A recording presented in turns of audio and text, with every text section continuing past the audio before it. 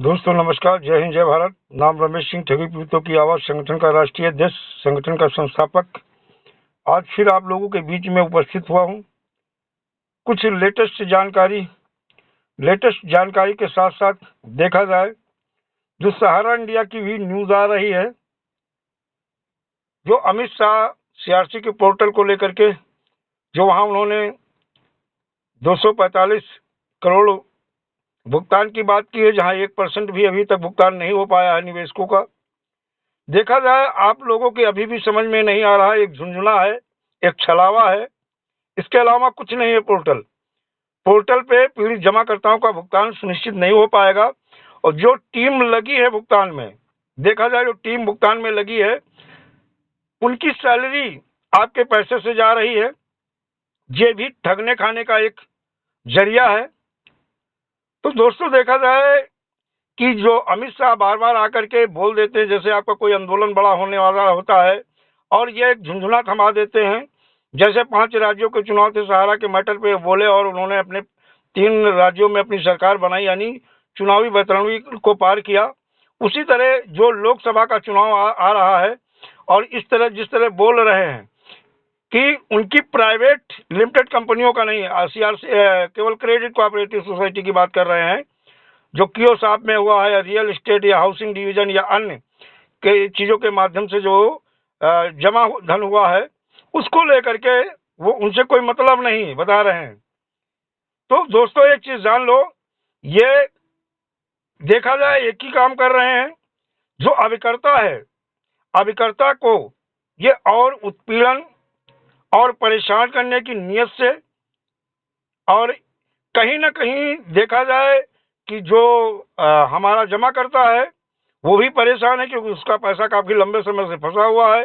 ठग कंपनी या credit cooperative society के माध्यम से लगातार जो कन्वर्जन होता रहा, उसको लेकर के वो इतना परेशान है, वो अभिकर्ता पे ही प्रेशर बनाता है। और कई जगह पे देखा जाए तो मतलब जुल्म का इतना ग्राफ बढ़ गया है अभिकर्ता के ऊपर, कि कहीं कहीं पे क्या, अभी प्रयागराज या मिर्जापुर में ही पता चला था कि निवेशक ने अभिकर्ता को मारा, इतना मारा, सर फट गया। इस तरह की कई जगह से ऐसी खबरें आ रही हैं। तो लगातार अभिकर्ताओं का उत्पीड़न शुरू हो गया है, और सरकार भी पीड़ित जमाकर्ताओं का भुगतान सुनिश्चित न करा करके, मजबूर रोड मैप न बना करके, और या केंद्रीय कानून वर्ष 2019 या पीआईडी एक्ट, या राज्य का जो कानून है, या chit fund and money circulation act, या सरकार चाहे तो किसी भी कानून के तहत इनकी नियत और मंशा अच्छी हो तो भुगतान करवा सकते हैं। लेकिन सरकार भी कहीं ना कहीं अभिकर्ताओं को ही टारगेट कर रही है। ना तो अभिकर्ताओं को न्यायालय द्वारा न्याय मिल पा रहा है, ना उनकी सुरक्षा किसी प्रकार की हो पा रही है, ना ही तो सरकार उसका जो है भी शोषण कर रही है, और सरकार की अथॉरिटी तो शोषण कर रही है। जब सेबी जैसी संस्था, हाई कोर्ट मुंबई को कड़ी फटकार लगानी पड़ी, समय समय पे 30,000 कोर्ट दिल्ली ने भी सेबी को कड़ी फटकार लगाई है कि अगर सही समय से आप जागरूक हो जाते और आपने इन ठग कंपनियां क्रेडिट कोऑपरेटिव सोसाइटी पर एक्शन लिया होता, तो गांव के सीधे साधे भोले भाले लोगों को ये कंपनियां चूना नहीं लगा पाती। जब आज की डेट में न्यायालय भी कड़ी फटकार लगा रहे, कहीं ना कहीं इनकी अथॉरिटी की, इनकी एजेंसियों की बहुत बड़ी नाकामयाबी है। और इस नाकामयाबी की वजह से आज अभिकर्ता का जगह जगह शोषण हो रहा है, उत्पीड़न हो रहा है। दोस्तों, फरवरी में जो बड़ा आंदोलन होने जा रहा है, और आर पार की लड़ाई, जहां पेशेंस निवेशकों का, जमाकर्ताओं का जहां धैर्य जवाब दे रहा है, उनका धैर्य टूट रहा है, वहां पे अभिकर्ताओं की अब जिम्मेदारी बनती है कि जो अनिश्चितकालीन के लिए महा आंदोलन की शुरुआत होने जा रही है।